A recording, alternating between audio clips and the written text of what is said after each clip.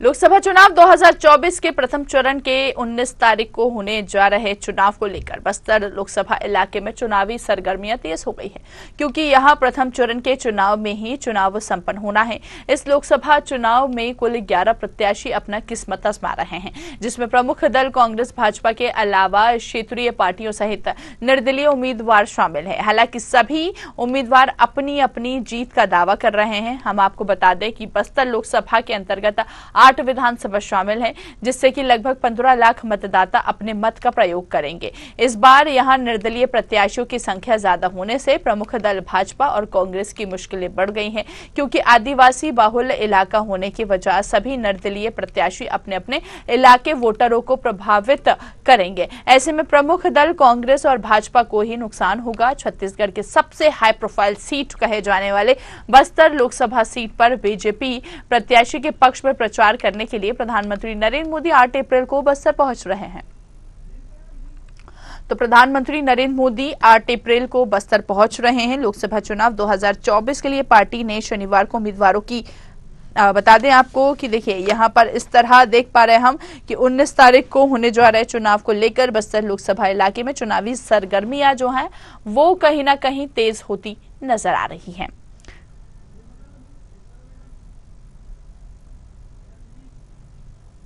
तो यहां पर प्रथम चरण के चुनाव में ही चुनाव जो है वो संपन्न हो जाएंगे। बस्तर की बात करें, नक्सलाइट एरिया आता है बस्तर और हाई प्रोफाइल सीट यूं कह सकते हैं बस्तर मानी जा रही है। इस लोकसभा में कुल 11 प्रत्याशी अपनी किस्मत आजमा रहे हैं, जिसमें प्रमुख दल कांग्रेस भाजपा के अलावा क्षेत्रीय पार्टियों सहित निर्दलीय उम्मीदवार भी शामिल हैं।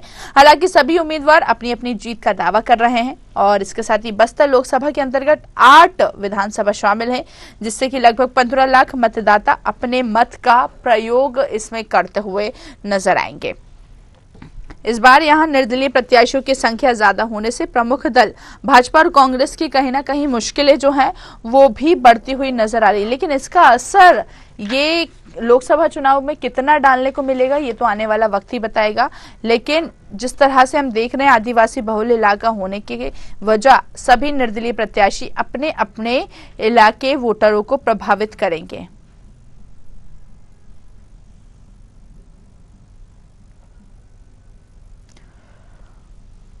तो प्रभावित करेंगे। ऐसे में प्रमुख दल कांग्रेस और भाजपा को ही कहीं ना कहीं नुकसान जो है वो संभव है। बीजेपी प्रत्याशी के पक्ष में प्रचार करने के लिए प्रधानमंत्री नरेंद्र मोदी 8 अप्रैल को बस्तर पहुंच रहे हैं, जिसको लेकर तैयारियां भी की जा रही है।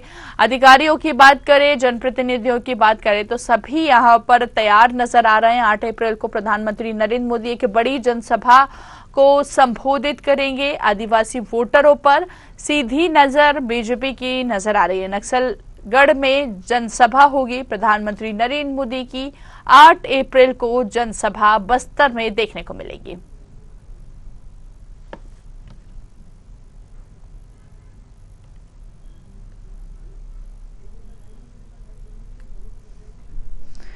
तो लोकसभा चुनाव 2024 के प्रथम चरण के 19 तारीख को होने जा रहे चुनाव को लेकर बस्तर लोकसभा इलाके में कहीं ना कहीं सरगर्मी जो है वो भी तेज होती नजर आ रही है। चलिए ज्यादा बातचीत करेंगे, महेश का रुख करेंगे, सहयोगी बस्तर से हमारे साथ फोन लाइन पर जुड़ गए। महेश, यहाँ पर आदिवासी वोटरों पर नजर अब बीजेपी की नजर आ रही है। 8 अप्रैल को प्रधानमंत्री नरेंद्र मोदी बस्तर दौरे पर रहने वाले हैं और बस्तर की बात करें तो नक्सलाइट एरिया ही आता है।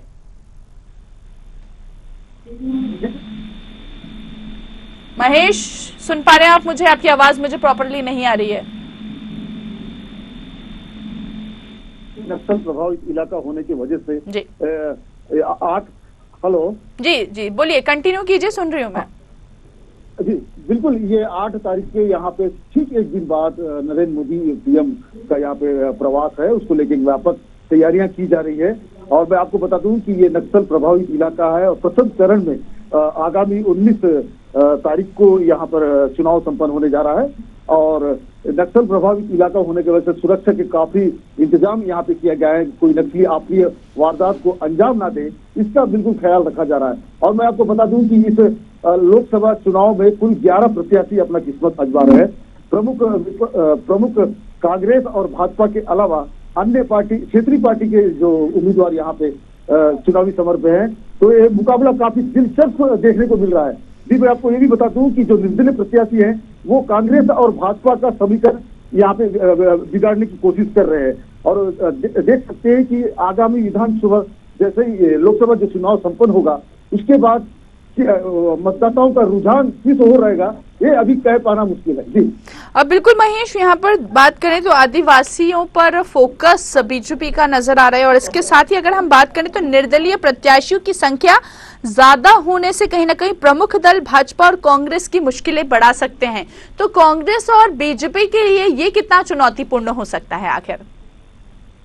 देखिए मैं बिल्कुल बताऊं कि ये जो इलाका है बस्तर हमेशा ही एक प्रगति का पैमाना रहा है। चाहे हम आदिवासी बहुल्य इलाके होने के वजह सारे जो उम्मीदवार हैं वो आदिवासी वर्ग से ही आते हैं, लेकिन जो निर्दलीय प्रत्याशी जो यहाँ पे उम्मीदवार जो बने हुए हैं तो अपने अपने इलाके में अपने अपने वोटरों को साधने की कोशिश करेंगे। तो इससे स्वाभाविक ये देखा जा सकता है कि यहाँ पे कहीं ना कहीं भाजपा के लिए और कांग्रेस के लिए मुश्किलें बढ़ सकती है। जी महेश, यहाँ पर समीकरण आखिर क्या बैठ रहा है बीजेपी का? बिल्कुल समीकरण अब तक ये कहा जा सकता है कि भाजपा और कांग्रेस प्रमुख दल जो है उनके बीच सीधी टक्कर होने की बात कही जा रही है, लेकिन अचानक जो निर्दलीय प्रत्याशियों का अपने अपने के इलाके से नामांकन यहाँ पे कुल 8 विधानसभा है जिसमें 15 लाख वोटर है, तो इससे साफ जाहिर होता है कि कहीं ना कहीं आप जो निर्दलीय प्रत्याशी जो चुनावी समर में है तो वो अपने अपने इलाके के वोटों को प्रभावित करेंगे।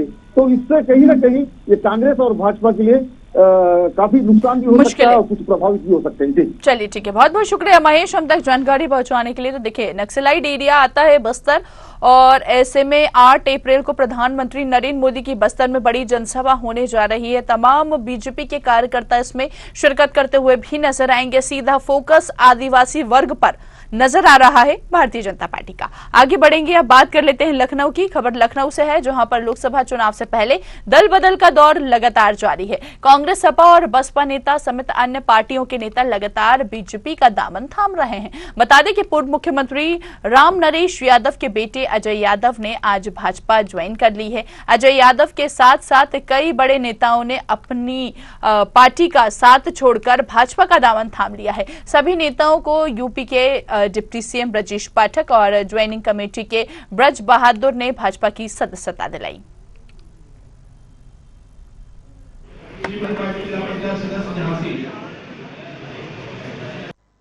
बड़ी संख्या में ज्वाइनिंग हुई है जिसमें माननीय पूर्व सांसदगण, पूर्व विधायकगण, जिला पंचायत के सदस्यगण, ब्लॉक प्रमुखगण, विभिन्न सामाजिक संगठनों में काम करने वाले बड़े कार्यकर्ता साथियों ने पार्टी ज्वाइन किया है। मैं सभी का हृदय से स्वागत करता हूं, अभिनंदन करता हूं। माननीय मोदी जी के विकसित भारत के संकल्प को पूरा करने के लिए बड़ी संख्या में लगातार भारतीय जनता पार्टी में सदस्यता ग्रहण हमारे साथी कर रहे हैं। हमें पूरी उम्मीद है कि सबके जुड़ने से पार्टी बहुत मजबूत होगी और हमने सभी से अनुरोध किया है कि अपने अपने क्षेत्रों में जुट करके उत्तर प्रदेश में 80 की 80 सीटें जीतने के लिए काम करें और हर बूथ पर कम से कम 370 वोट प्लस करने के लिए आज से ही जुट जाए। चुनाव से पहले दल बदल का दौर लगातार जारी है, देखने को मिल रहा है हर क्षेत्र में। इसके साथ ही कांग्रेस, सपा और बसपा नेता समेत अन्य पार्टियों के नेता लगातार बीजेपी का दामन थाम रहे हैं। इसके साथ ही आपको बता दें कि पूर्व मुख्यमंत्री राम नरेश यादव के बेटे अजय यादव ने आज भाजपा ज्वाइन कर ली है। अजय यादव के साथ साथ बता दें कि कई बड़े नेताओं ने भी अपनी पार्टी का साथ छोड़कर भाजपा का दामन थाम लिया है। चलिए ज्यादा बातचीत करेंगे, सहयोगी प्रशांत का रुख करेंगे, हमारे साथ लाइव जुड़ चुके हैं। प्रशांत, लगातार लोकसभा चुनाव की तारीख जैसे जैसे करीब आती जा रही है वैसे वैसे दल बदल का दौर भी लगातार देखने को मिल रहा है। पार्टी दावा कर रही है कि जीत जो है निश्चित है, जिस तरह से अलग अलग कार्यकर्ता बीजेपी का दामन थाम रहे हैं, तो आखिर इन दावों में कितनी सच्चाई है? बिल्कुल काजल, देखिए उत्तर प्रदेश में लगातार भारतीय जनता पार्टी जो है बूथ स्तर से लेकर चाहे वो मंडल हो, सेक्टर हो, इसके साथ जिला हो, चाहे प्रदेश लेवल पर हो, सभी जो आम लोग जो भारतीय जनता पार्टी पर आस्था रखते हैं उनको भारतीय जनता पार्टी ज्वाइन कराई जा रही है, जिसको लेकर भारतीय जनता पार्टी कई महीनों से यह अभियान भी चला रही थी, क्योंकि ऐसे में लोकसभा चुनाव बड़े नजदीक हैं। लोगों को भारतीय जनता पार्टी की नीतियों पर आस्था है और वो भारतीय जनता पार्टी को ज्वाइन कर रहे हैं। लेकिन आज आज जो सबसे महत्वपूर्ण बात ये रही है कि उत्तर प्रदेश के पूर्व मुख्यमंत्री और राज्यपाल रहे स्वर्गीय रामनरेश यादव के बेटे अजय यादव ने आज भारतीय जनता पार्टी ज्वाइन कर ली है। रामनरेश यादव कांग्रेस सरकार में उत्तर प्रदेश के मुख्यमंत्री रहे और फिर उसके बाद वो राज्यपाल भी रह चुके हैं। उनके बेटे लगातार जो है कांग्रेस पार्टी की उपेक्षा से जो एक तरीके से व्यथित थे और पार्टी संगठन द्वारा महत्व न दिया जाना, क्योंकि उनके पिता का जो योगदान कांग्रेस में रहा है और वो एक कहा जाए कि समाजवादी नेता भी रहे हैं, तो ऐसे में उनको जो महत्व नहीं मिल रहा था। लेकिन भारतीय जनता पार्टी की नीतियों से काफी प्रभावित दिखे और उनको ज्वाइनिंग कराने में सबसे महत्वपूर्ण जो भूमिका रही है वो उत्तर प्रदेश के डिप्टी सीएम ब्रजेश पाठक की रही है। ब्रजेश पाठक की पहल पर उन्हें आज भारतीय जनता पार्टी ज्वाइन कराई गई है और इसके साथ ब्रज बहादुर को भी आज पार्टी ज्वाइन कराई गई है।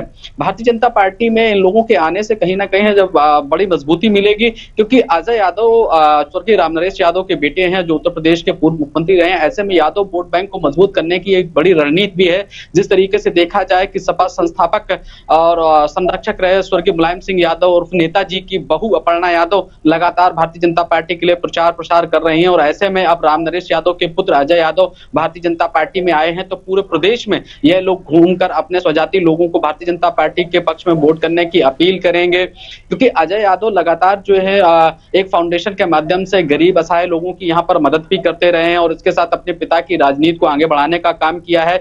हालांकि जिस तरीके से राजनीति में वो नाम मिलना चाहिए था, फेम मिलना चाहिए था, वो कांग्रेस में उनके पिता की राजनीति के बाद उनके परिवार को नहीं मिल पाया, इसलिए वो अपने को उपेक्षित समझ रहे थे और इसी उपेक्षा को कहीं ना कहीं भारतीय जनता पार्टी ने देखा और भारतीय जनता पार्टी के बूथ और सेक्टर, उसके साथ ही मंडल के पदाधिकारी हो या जिले के पदाधिकारी हो, वो अपने शीर्ष नेताओं को ऐसे तमाम जो वरिष्ठ लोग हैं या जो समाज में अच्छी पकड़ रखते हैं या जो प्रबुद्ध वर्ग के लोग हैं जो अन्य पार्टियों में काम कर चुके हैं, उनके पूर्वज रहे हो या वह रहे हो, उन पार्टियों के हाशिए पे खड़े हो, ऐसे लोगों को भारतीय जनता पार्टी में ज्वाइन कराया जा रहा है। और यह महत्वपूर्ण बात है कि देखिए कोई भी व्यक्ति अगर कोई पार्टी ज्वाइन करता है तो निश्चित तौर से उनकी आस्था होती है या फिर राजनीतिक महत्वाकांक्षा के लिए लोग ऐसी पार्टी ज्वाइन करते हैं। अजय यादव का भारतीय जनता पार्टी में आना ये निश्चित रूप से कि यादव वोट बैंक में कहीं ना कहीं मजबूती मिलेगी, चाहे वो लखनऊ के आसपास के इलाके हो, कन्नौज हो, फर्रुखाबाद हो, एटा हो, मैनपुरी हो या पूर्वांचल का आजमगढ़ हो, गोरखपुर हो, मऊ हो, बलिया हो, यहाँ जो प्रभाव है वो जरूर देखने को मिलेगा।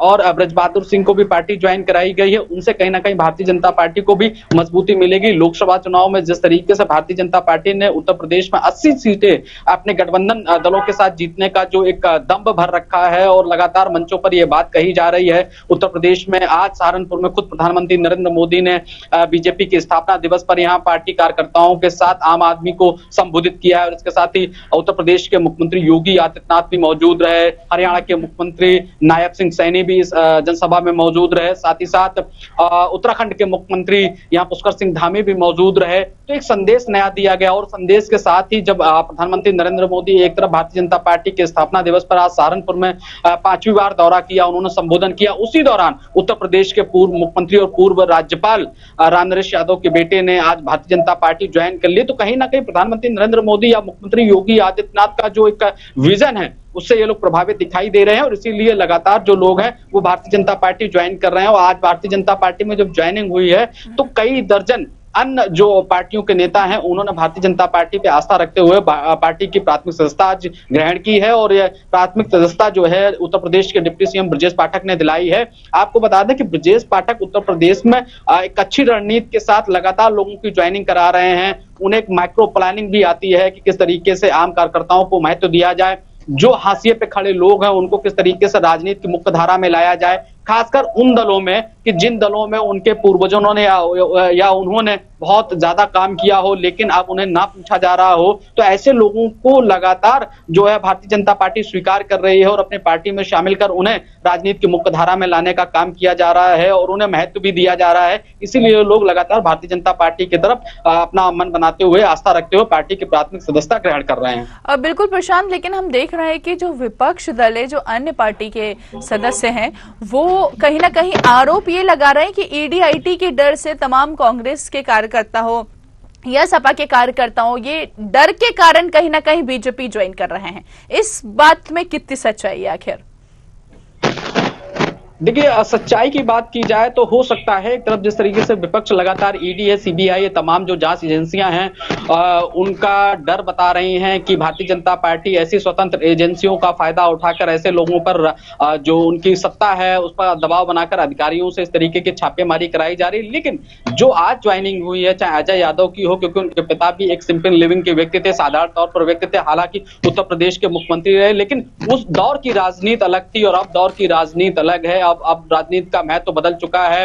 वो जो संसदीय परंपरा होती थी वो धीरे धीरे छिन्न भिन्न होती जा रही है। लेकिन आज के समय में देखा जाए कि केवल अजय यादव ही नहीं, अगर कानपुर में बात की जाए तो चौधरी सुखराम सिंह जो समाजवादी पार्टी के बहुत खाटू नेता रहे हैं, उन्होंने भी कल जो है भारतीय जनता पार्टी के प्रत्याशी से मुलाकात की है। हालांकि अभी चौधरी सुखराम सिंह ने भारतीय जनता पार्टी ज्वाइन नहीं की है, लेकिन आस्था रखते हुए चौधरी सुखराम सिंह और उनको जो बेटे हैं वह भी लगातार भारतीय जनता पार्टी के लिए जो है अंदरूनी तौर पर प्रचार प्रसार कर रहे हैं। और चौधरी सुखराम सिंह क्योंकि चौधरी हरमोहन सिंह के बेटे रहे हैं, बेटे हैं, अब इस दुनिया में चौधरी हरमोहन सिंह नहीं है, वो सौर चक्र से विभूषित हैं, भारत के एक मजबूत हस्तियों में जाने जाते थे चौधरी हरमोहन सिंह, और उन्हें राष्ट्रपति से कई सम्मान भी मिल चुके हैं, शौर्य सम्मान भी उन्हें प्राप्त हुआ है। उनके बेटे जो समाजवादी पार्टी में लंबे समय से काम कर रहे थे और वो राज्यसभा के सांसद भी रहे, विधान परिषद में भी रहे, विधान परिषद के सभापति भी रहे हैं, वह भी समाजवादी पार्टी से कहीं ना कहीं असंतुष्ट लग रहे थे। तो ऐसे में उन्होंने अपने मुख्यमंत्री योगी आदित्यनाथ से लोकसभा चुनाव के पहले मुलाकात, 2 बार मुख्यमंत्री योगी आदित्यनाथ से उनकी मुलाकात हो। हालांकि अभी जो आधिकारिक तौर पर उन्होंने भारतीय जनता पार्टी ज्वाइन नहीं की है, लेकिन फिर भी यह लोग भारतीय जनता पार्टी से आस्था और भारतीय जनता पार्टी के पक्ष में काम कर रहे हैं। तो निश्चित तौर से भारतीय जनता पार्टी ने एक माहौल बदला है, मुख्यमंत्री योगी आदित्यनाथ ने अपनी नीतियों से माहौल बदला है।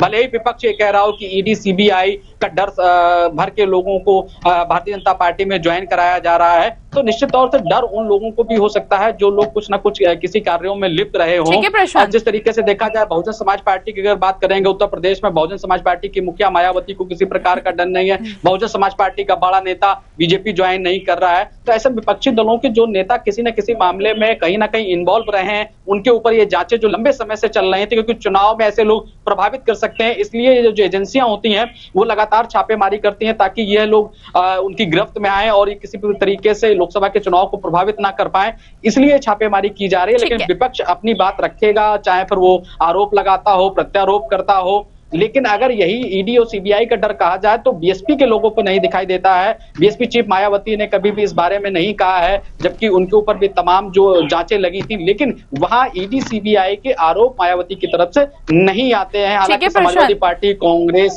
तृणमूल कांग्रेस हो, राष्ट्रवादी कांग्रेस हो, सीपीआईएम हो, सीपीआई हो या फिर एआईएम हो, यह लगातार इस तरीके के आरोप लगाते रहते हैं। चलिए बिल्कुल प्रशांत, यहाँ पर देखिए लोकसभा चुनाव भी नजदीक है और आरोप प्रत्यारोप को भी देखने को हमको मिलेगा ही मिलेगा। बहुत बहुत शुक्रिया हम तक जानकारी पहुंचाने के लिए। आगे बढ़ेंगे तो देखिए यहाँ पर लोकसभा चुनाव को देखते हुए दल बदल का दौर भी देखने को मिल रहा है। आगे बढ़ेंगे, अगली खबर की ओर करेंगे। लोकसभा चुनाव 2024 के लिए कांग्रेस पार्टी ने आज शनिवार को उम्मीदवारों की एक और लिस्ट जारी कर दी है। पार्टी की तरफ से जारी की गई 14वीं लिस्ट में मध्य प्रदेश, गोवा, दादर के 6 लोकसभा सीटों पर उम्मीदवारों का नाम का ऐलान किया गया है। मध्य प्रदेश के कुल 3 लोकसभा सीटों पर उम्मीदवारों की घोषणा की गई है, जिसमें ग्वालियर, मुरैना और खंडवा सीट शामिल है। इसके अलावा गोवा के 2 और दादरा की 1 सीट पर भी उम्मीदवारों के नाम का ऐलान इस लिस्ट में किया गया है। इसके साथ ही साथ इससे पहले कांग्रेस ने 4 अप्रैल को उम्मीदवारों की 13वीं सूची जारी की थी, जिसमें 3 सीटों पर प्रत्याशियों को उतारा गया था। पार्टी ने अब तक 240 सीटों पर अपने उम्मीदवार घोषित किए हैं। हालांकि कांग्रेस ने एमपी के ग्वालियर से पूर्व विधायक प्रवीण पाठक, मुरैना से पूर्व विधायक सत्यपाल सिंह सिकरवार यानी कि निंटू और इसके साथ ही खंडवा से नरेंद्र पटेल को टिकट दिया गया है। पार्टी ने राज्य की 29 सीटों में से 28 पर उम्मीदवारों के नामों का ऐलान कर दिया है, जबकि खजुराहो सीट सपा के लिए छोड़ी गई है। कांग्रेस पार्टी ने मुझ पर विश्वास किया है और मैं उनके ऊपर खड़ा उतरने का प्रयास करूँगा। निश्चित ही जब कांग्रेस का सांसद खंडवा और खरगोन में बने हैं, तब निमाड़ के लिए कांग्रेस के सांसद ने हमेशा सही विकास करने की बिल्कुल विकास किया है। आप इस चुनाव को किस तरह से जो है पार करेंगे? ऐसा है, हम लोगों की 5 योजनाएं कांग्रेस पार्टी ने बनाई हैं, पूरे देश में लेकर उन 5 योजनाओं के माध्यम से जनता के पास जाएंगे और जनता से को विश्वास दिलाएंगे कि कांग्रेस पार्टी हमेशा की वो जनता के हित में कार्य करती है और जनता का विकास करने का प्रयास करती है और इस देश को रोशन करने की। तो देखिए, कांग्रेस पार्टी ने आज उम्मीदवारों की एक और लिस्ट जारी कर दी है। सत्यम का रुख करेंगे, सहयोगी हमारे साथ लाइव जुड़ चुके हैं। सत्यम, कांग्रेस पार्टी ने उम्मीदवारों की एक और लिस्ट जारी कर दी है, आखिर इसमें इतनी देरी क्यों? ये कहावत इस पर फिट हो सकती है क्या, देर आए दुरुस्त आए? क्योंकि जिन प्रत्याशियों के नाम की घोषणा हुई है, क्या जीत की संभावना कांग्रेस को जताई जा रही है? बिल्कुल, देखिए, देर आए दुरुस्त आए और कांग्रेस ने 2 सीटों पर जो नाम घोषित किए उसमें निश्चित तौर पर दमदार नाम है। एक जो मुरैना की सीट है जिस पर जो है शिवमंगल सिंह बीजेपी से चुनाव लड़ रहे हैं, वहीं नीतू सिकरवार सत्यवान सिंह सिकरवार को चुनावी मैदान में उतारा गया है। सिकरवार कुछ पहले 2023 से पहले बीजेपी में हुआ करते थे, उनका पूरा परिवार बीजेपी में था। उसके बाद 2023 के बाद जो है वो कांग्रेस में शामिल हो गए और नीतू सिकरवार मजबूत कैंडिडेट माने जाते हैं। उनके जो भाभी है वो भी जिला पंचायत से, जो उनके चाचा है वो भी विधायक रह चुके हैं, वो खुद विधायक रह चुके हैं। तो ऐसे में जो उनके पूरा पारिवारिक जो है गजेंद्र सिंह है, वो भी गजेंद्र सिंह करवार है, उनके पिता थे, वो भी बीजेपी में कई बार विधायक रह चुके हैं। तो कुल मिलाकर के जो नीतू सिंह करवार जो मैदान में आए वो बेहद अच्छे नाम है और अच्छा खासा टक्कर दे सकते हैं। हालांकि उनको सिंगार की पसंद से जीतू पटवारी चाह रहे थे कि जो दूसरे नेता है पंकज उपाध्याय उनको मैदान उतारा जाए, लेकिन नीतू सिंह उम्मीदवार है और जो व्यक्तिगत देखा जाए तो 2 ठाकुर समाज वो चुनाव लड़ेंगे। सभा की बात करें तो खंडवा में जो शिवा है वो कमजोरी है, जो माना ये जा रहा था कि यहाँ से अरुण यादव चुनाव मैदान में, लेकिन अरुण यादव चुनाव माना कर चुनाव लड़े, उनको टिकट नहीं गया तो लिया गया। तो यहाँ अरुण यादव को चुनाव के बाद शिवाजी पटेल को मैदान में उतारा गया। वही देखिए, जो प्रवीण पाठक है उनको ग्वालियर से उतारा गया, पूर्व विधायक भी रह चुके हैं और इस बार के चुनाव में 2023 के चुनाव विधानसभा चुनाव में वो हार गए थे।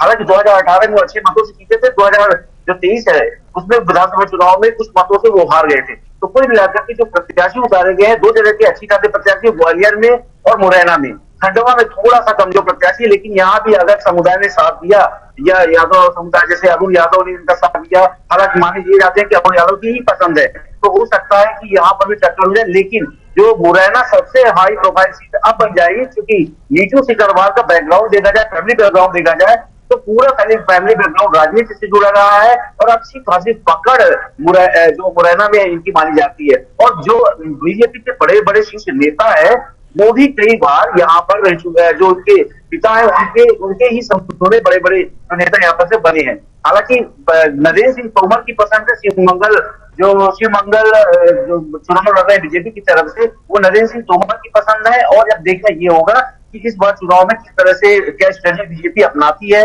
नीतू सिकरवार के खिलाफ, क्योंकि यहाँ तीनों जगहों पर देखिए जोरदार टक्कर हो रही है। चलिए ठीक है, बहुत बहुत शुक्रिया सत्यम हम तक जानकारी पहुंचाने के लिए। तो देखिए, जोरदार टक्कर इस बार देखने को मिलेगी और इसके साथ ही साथ यहाँ पर लिस्ट जो है कांग्रेस पार्टी ने एक और अपने उम्मीदवारों की लिस्ट जो है वो जारी कर दी है।